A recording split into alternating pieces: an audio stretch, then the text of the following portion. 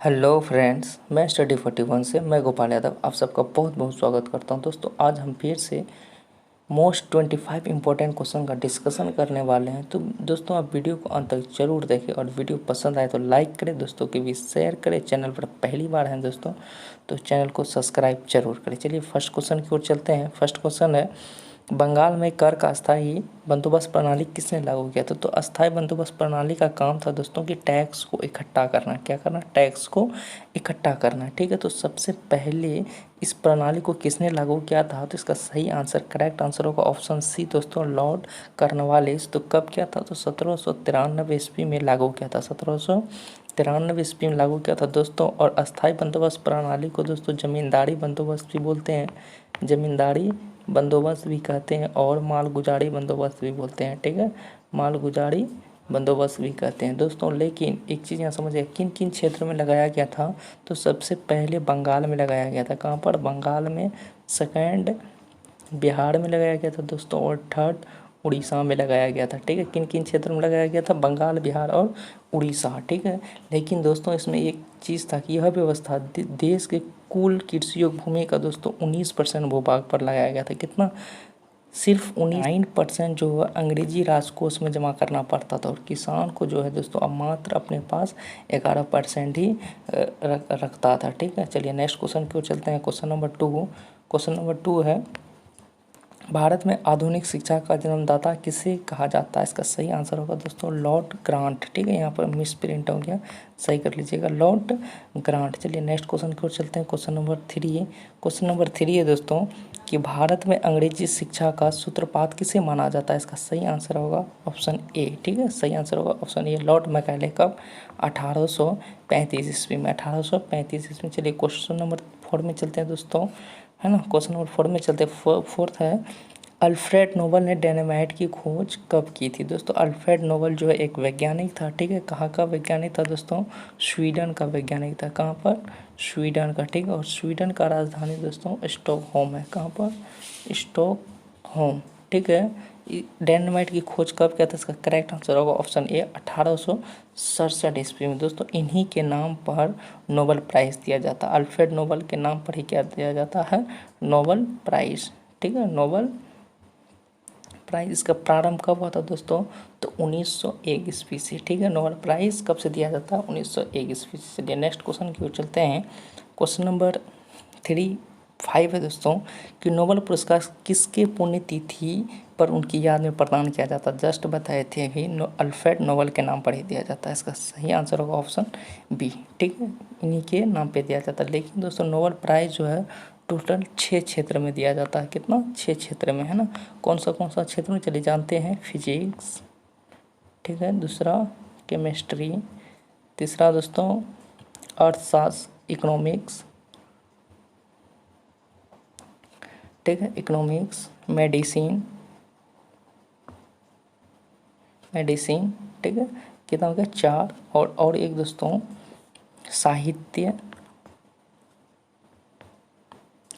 के क्षेत्र में, और शांति का नोबल पुरस्कार, शांति का नोबल पुरस्कार। लेकिन दोस्तों इस सारे का सारे जो पुरस्कार है ना, स्वीडन की राजधानी स्टॉकहोम में दिया जाता है। लेकिन दोस्तों शांति का जो नोबल पुरस्कार है नॉर्वे की राजधानी ओस्लो में दिया जाता है। चलिए एक क्वेश्चन पूछ रहे हैं 2019 का, करंट अफेयर्स का क्वेश्चन है कि भारतीय मूल नागरिक है, ठीक है, लेकिन नागरिक है कहाँ का? अमेरिका का। उसको दोस्तों 2019 में, ठीक है, 2019 में अर्थशास्त्र के क्षेत्र में नोबल, उसको अर्थशास्त्र के क्षेत्र में नोबल प्राइज़ दिया गया। उनका नाम क्या है? ठीक है, आप लोग कमेंट बॉक्स में ज़रूर बताइएगा। चलिए क्वेश्चन नंबर 6 में चलते हैं दोस्तों। बोलो अर्थशास्त्र का नोबल पुरस्कार पहली बार किस वर्ष दिया गया था? इसका करेक्ट आंसर होगा दोस्तों ऑप्शन सी, है ना। देखिए प्रारंभ हुआ नोबल प्राइज़ देना 1901 ईस्वी से, लेकिन अर्थशास्त्र के क्षेत्र में दोस्तों 1969 से देना प्रारंभ हुआ। चलिए नेक्स्ट क्वेश्चन की ओर चलते हैं। क्वेश्चन नंबर 7, नोबल पुरस्कार जो है कितने क्षेत्रों में दिया जाता है? जस्ट बताए थे 6 क्षेत्र में दिया जाता है। कौन कौन? फिजिक्स, केमिस्ट्री, इकोनॉमिक्स, साहित्य, शांति का नोबल पुरस्कार और और मेडिसिन। ठीक है, चलिए क्वेश्चन नंबर 8 में चलते हैं दोस्तों। क्वेश्चन नंबर 8 है, अल्फ्रेड नोबल किस देश के निवासी थे? अभी जस्ट बताए थे कहाँ का निवासी था वो, स्वीडन, और स्वीडन की राजधानी स्टॉकहोम। चलिए क्वेश्चन नंबर 9 में चलते हैं दोस्तों। निम्नलिखित में से कौन नोबेल पुरस्कार प्राप्त करने वाले प्रथम भारतीय थे? इसका सही करेक्ट आंसर होगा दोस्तों रविन्द्रनाथ टैगोर। प्रथम भारतीय ही नहीं दोस्तों, पूरा एशिया में सबसे पहले नोबेल प्राइज़ जीतने वाला व्यक्ति कौन था, पाने वाला व्यक्ति कौन था?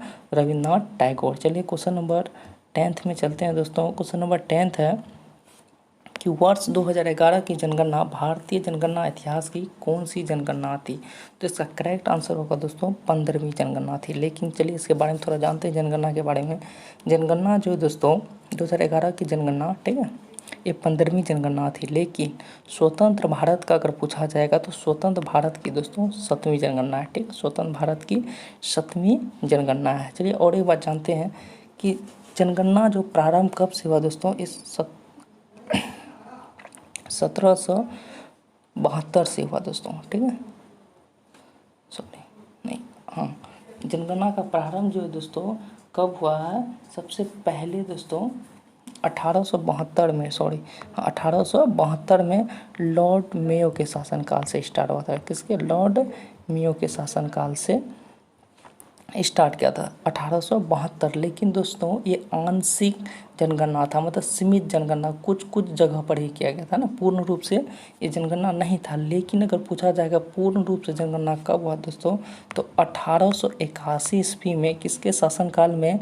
तो लॉर्ड रिपन के शासनकाल में। ठीक है, लॉर्ड रिपन के शासनकाल में। यहीं से दोस्तों प्रत्येक 10 वर्ष पर जनगणना प्रारंभ हुआ। ठीक है, प्रत्येक 10 वर्ष, यहाँ क्वेश्चन पूछा जाए किसके शासनकाल से प्रत्येक 10 वर्ष पे जनगणना होने लगा, तो लॉर्ड रिपन के शासनकाल में। और स्वतंत्र भारत की कौन सी जनगणना है दोस्तों? 7वीं जनगणना। लेकिन और ये क्वेश्चन पूछेगा दोस्तों यहाँ पर कि दशक की जनगणना कौन सी है? ठीक है, दशक की जनगणना जो है, दशक की जनगणना दोस्तों कितना हो जाएगा? 14वीं। ठीक है, और 1872 लगा कर कितना हो जाएगा? 15वीं जनगणना हो जाएगा। चलिए क्वेश्चन नंबर 11 में चलते हैं। क्वेश्चन नंबर 11 है दोस्तों कि 2011 की जनगणना स्वतंत्रता प्राप्ति के बाद कौन सी जनगणना? जस्ट अभी बताए थे स्वतंत्रता प्राप्ति के बाद ये 7वीं जनगणना है। ठीक है, कौन सी? 7वीं जनगणना। नेक्स्ट क्वेश्चन के चलते हैं। क्वेश्चन नंबर 12, 2011 की जनगणना के अनुसार किस राज्य की आबादी सबसे अधिक है? चलिए दोस्तों 2011 की जनगणना के अनुसार फर्स्ट पोजीशन पर है दोस्तों कौन? इसका सही आंसर होगा ऑप्शन ए, उत्तर प्रदेश। ठीक है, यूपी फर्स्ट पोजीशन पर है दोस्तों यूपी, सेकंड में दोस्तों महाराष्ट्र, और थर्ड पोजीशन पर है अपना बिहार। ठीक है, तो याद रखिएगा क्रम में, फर्स्ट में उत्तर प्रदेश, सेकंड में कौन? महाराष्ट्र, थर्ड में कौन है? बिहार है। चलिए नेक्स्ट क्वेश्चन की ओर चलते हैं। क्वेश्चन नंबर 13 है दोस्तों, जनसंख्या की दृष्टि से भारत के 3 सबसे छोटे राज्य का सही क्रम क्या होगा, है ना? तो इसका सही आंसर होगा ऑप्शन बी, कौन सा? सिक्किम, मिजोरम और अरुणाचल प्रदेश। चलिए नेक्स्ट क्वेश्चन की ओर चलते हैं। क्वेश्चन नंबर 14 दोस्तों, क्वेश्चन नंबर 14 है, जनसंख्या की दृष्टि से भारत के 3 सबसे बड़े राज्य का सही क्रम क्या है? दोस्तों अभी जस्ट बताते, पहला है यूपी, सेकंड में महाराष्ट्र, थर्ड में है बिहार। इसका सही करेक्ट आंसर होगा ऑप्शन ए, जस्ट बताए थे। क्वेश्चन नंबर चलते हैं हम लोग 15 पर। क्वेश्चन नंबर 15 है दोस्तों, 2011 की जनगणना के अनुसार बिहार का जनगणना की दृष्टि से भारत में कौन सा स्थान है? ठीक है, इसका सही आंसर होगा ऑप्शन सी, है ना, थर्ड पोजीशन है दोस्तों। फर्स्ट में कौन है? यूपी, सेकंड में कौन है? महाराष्ट्र, थर्ड में कौन है? अपना बिहार। चलिए क्वेश्चन नंबर चलते हैं 16 में दोस्तों, बहुत मज़ेदार क्वेश्चन है 16, देखिएगा। निम्नलिखित में से नदियों की लंबाई का सही अवरोही क्रम में बताइए। तो सबसे बड़ा से छोटा, तो दोस्तों सबसे बड़ा होगा यहाँ ब्रह्मपुत्र की कितना है? 2900 किलोमीटर में है। ठीक है, इसकी लंबाई कितना है? 2900 किलोमीटर किसका? ब्रह्मपुत्र का। और गंगा का कितना है दोस्तों? 2525 किलोमीटर टोटल। और गोदावरी की बात किया जाए, गोदावरी का कितना? 1465 किलोमीटर। ठीक है, 1465 किलोमीटर। और नर्मदा की बात किया जाए दोस्तों, नर्मदा का कितना है? 1312 किलोमीटर दोस्तों। तो सबसे पहला हो, इसका सही आंसर होगा ऑप्शन ए। चलिए नेक्स्ट क्वेश्चन की ओर चलते हैं दोस्तों। क्वेश्चन नंबर 17 क्वेश्चन नंबर 17 है कि गंगा नदी को बांग्लादेश में किस नाम से जाना जाता है। तो चलिए सबसे पहले जानते हैं गंगा नदी का उद्गम कहाँ से है। ठीक है, देखिए दोस्तों, उत्तराखंड में है एक ग्लेशियर, गंगोत्री ग्लेशियर। ठीक है, वहाँ है 2 घाट। ठीक है, एक है बद्रीनाथ, ठीक है, एक है अलकनंदा सॉरी, और एक है भागीरथी। ठीक है, ये दोनों धारा आकर मिलती है दोस्तों कहाँ, देव प्रयाग में। ठीक है, कहाँ, देव प्रयाग में दोस्तों। यहीं पर इनका नाम क्या हो जाता है, गंगा। ठीक है, क्या हो जाता है, गंगा। और धीरे धीरे यूपी मतलब उत्तर और पूरब की सॉरी दक्षिण और पूरब की ओर धीरे धीरे बढ़ते जाता है। कहाँ जाता है दोस्तों, यूपी से होते होते कहाँ, पश्चिम बंगाल में दोस्तों। गंगा नदी को हुगली के नाम से जाना जाता है, हुगली। ठीक है, हुगली के नाम से जाना जाता है। और बाद में कहाँ चला जाता है, बांग्लादेश में गिर जाता है। तो बांग्लादेश में दोस्तों इसको पद्मा के नाम से जानते हैं। कौन सी नदी के नाम से, गंगा को बांग्लादेश में पद्मा के नाम से हम लोग जानते हैं। ठीक है, चलिए इसका सही आंसर होगा दोस्तों पद्मा। ठीक है, इसका ऑप्शन ए हो जाएगा। लेकिन दोस्तों और एक चीज़ याद रखिएगा, इधर यहाँ तिब्बत है और तिब्बत से अरुणाचल प्रदेश होकर असम होकर और एक नदी आती है जिसका नाम है दोस्तों ब्रह्मपुत्र। ठीक है, और ये भी बांग्लादेश में गिरती है। और बांग्लादेश में दोस्तों जब गंगा और ब्रह्मपुत्र जब मिलती है, ठीक है, इसकी संयुक्त धारा दोस्तों मेघना कहलाता है। कौन, क्या, मेघना, याद रखिएगा। गंगा और ब्रह्मपुत्र जब मिलती है, इसकी संयुक्त धारा को हम लोग किस नाम से जानते हैं, मेघना के नाम से जानते हैं। दोस्तों अगर क्वेश्चन पूछा जाएगा ब्रह्मपुत्र को बांग्लादेश में किस नाम से जाना जाता है, तो इसको दोस्तों याद रखिएगा जमुना के नाम से जाना जाता है। लेकिन ब्रह्मपुत्र को तिब्बत में किस नाम से जाना जाता है दोस्तों, याद रखिएगा सागपो के नाम से ना, सागपो के नाम से जानते हैं इसको। चलिए याद रखिएगा। चलिए नेक्स्ट क्वेश्चन की ओर चलते हैं। क्वेश्चन नंबर 18 है दोस्तों, जस्ट अभी बताया है कि गंगा एवं ब्रह्मपुत्र की संयुक्त धारा क्या कहलाती है। एक गंगा है, ठीक है, और ये ब्रह्मपुत्र की धारा है दोस्तों। जब इन दोनों की धारा एक जगह मिलती है, इसको हम लोग मेघना के नाम से जानते हैं। ठीक, किस नाम से, मेघना के नाम से। लेकिन इसको बांग्लादेश में गंगा को किस नाम से जानते हैं दोस्तों, पद्मा के नाम से जानते हैं। किस नाम से, पद्मा। और ब्रह्मपुत्र को बांग्लादेश में किस नाम से जानते हैं, इसको जमुना के नाम से जानते हैं। ठीक है, जमुना के नाम से। चलिए नेक्स्ट क्वेश्चन की ओर चलते हैं। क्वेश्चन नंबर 19 क्वेश्चन कर रहा है दोस्तों, भारत में सबसे ऊंची पर्वत चोटी कौन सी है, भारत का पूछा जा रहा है दोस्तों। गार्डविन ऑस्टिन इसका सही आंसर होगा इसका गार्डविन ऑस्टिन, ऑप्शन डी। इसी को दोस्तों K2 के नाम से भी जानते हैं। ठीक है, K2 के नाम से भी जाना जाता है। लेकिन पूछा जाएगा किस श्रेणी का है दोस्तों, ये काराकोरम। ठीक है, काराकोरम का सर्वोच्च चोटी है काराकोरम। ठीक है, याद रखिएगा। चलिए नेक्स्ट क्वेश्चन की ओर चलते हैं। क्वेश्चन नंबर 20 है दोस्तों, भारत में हिमालय की सर्वोच्च पर्वत चोटी कौन सी है। देखिए दोस्तों, अगर हिमालय की ऊंची पर्वत चोटी पूछा जाएगा तो माउंट एवरेस्ट है। ठीक है, जो कि 8848, अब इसका ऊंचाई बढ़कर दोस्तों 8850 किलोमीटर हो गया ऊंचाई। ठीक है, लेकिन अगर भारत में पूछा जाएगा, ये असम में है दोस्तों। इसका सही आंसर होगा कंचनजंगा। ठीक है, इसका करेक्ट आंसर होगा सी, ऑप्शन सी। चलिए नेक्स्ट क्वेश्चन की ओर चलते हैं। क्वेश्चन नंबर 21 है, निम्नलिखित में से कौन सी पर्वत चोटी संसार की दूसरी सबसे छोटी है दोस्तों, K2। इसका सही आंसर होगा ऑप्शन डी। देखिए इसी को गार्डविन ऑस्टिन बोलते हैं। ठीक है, गार्डविन ऑस्टिन बोलते हैं दोस्तों।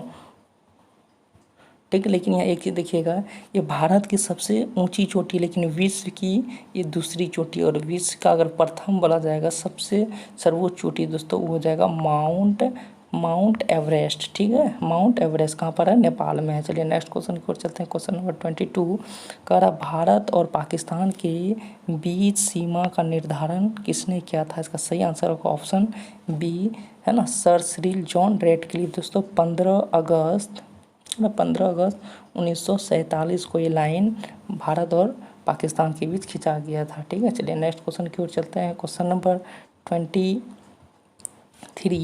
बोला जा रहा है कि भारत किस गोलार्ध में स्थित है दोस्तों। इसका सही आंसर होगा ऑप्शन ए, है ना, ऑप्शन ए, उत्तरी पूर्वी गोलार्ध में। देखिए दोस्तों कैसे उत्तरी पूर्वी गोलार्ध में, मान लीजिए अपना है ना पूरा क्या है, ग्लोब है। ठीक है, इसके बीचों बीच एक लाइन पास करता है जिसको देशांतर बोलते हैं। ठीक है, और इधर दोस्तों नॉर्थ होता है, इधर साउथ होता है, इधर ईस्ट होता है, इधर वेस्ट होता है, मतलब इधर उत्तर, इधर दक्षिण, इधर पूरब और इधर पश्चिम। तो और इसके बीचों बीच एक लाइन पास करता है दोस्तों, जिसको हम लोग भूमध्य रेखा बोलते हैं या इक्वेटर कहते हैं या विषुवत रेखा बोलते हैं। ठीक है, तो समझिएगा दोस्तों, इधर क्या है, उत्तर है। ठीक है, इधर क्या है, उत्तर है, और इधर क्या है, पूर्व है। ठीक है, इधर उत्तर है, पूर्व। और दोस्तों अपना भारत जो है दोस्तों इस गोलार्ध में है। ठीक है, इस गोलार्ध में है।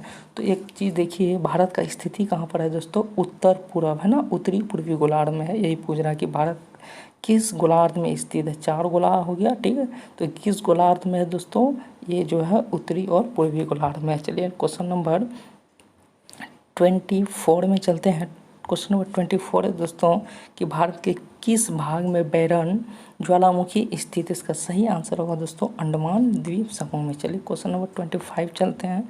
25 है दोस्तों, निम्नलिखित में से कौन सा राज्य उत्तरी पूर्वी राज्य की 7 पहाड़ों का भाग नहीं है। दोस्तों ये जो अपना पूर्वी भारत है, ठीक है, जहाँ पर कौन कौन सा राज्य है, अरुणाचल प्रदेश, असम है ना, मणिपुर, त्रिपुरा है ना, मिजोरम, ये सब, नागालैंड है ना, ये सब देश जो है दोस्तों, ये 7 राज्य जो है दोस्तों है ना, 7 स्टेट है ना, इस 7 जो स्टेट है दोस्तों, ये जो है 7 पहाड़ों के नाम से जाना जाता है। तो उनमें से कौन सा नहीं है, मेघालय है, अरुणाचल प्रदेश है, त्रिपुरा है, मणिपुर है, नागालैंड है, लेकिन असम है, लेकिन ये पश्चिम बंगाल दोस्तों नहीं है। इसका सही आंसर हो जाएगा ऑप्शन बी। अगर दोस्तों वीडियो अगर अच्छा लगा है तो वीडियो को ज़रूर लाइक करें। अगर चैनल पर पहली बार आए हैं दोस्तों तो चैनल को सब्सक्राइब करें और दोस्तों के बीच शेयर करें। चलिए दोस्तों, आप लोग को अच्छी तरह से समझ में आ गया है। ठीक है, तो थैंक यू, बहुत बहुत धन्यवाद वीडियो देखने के लिए।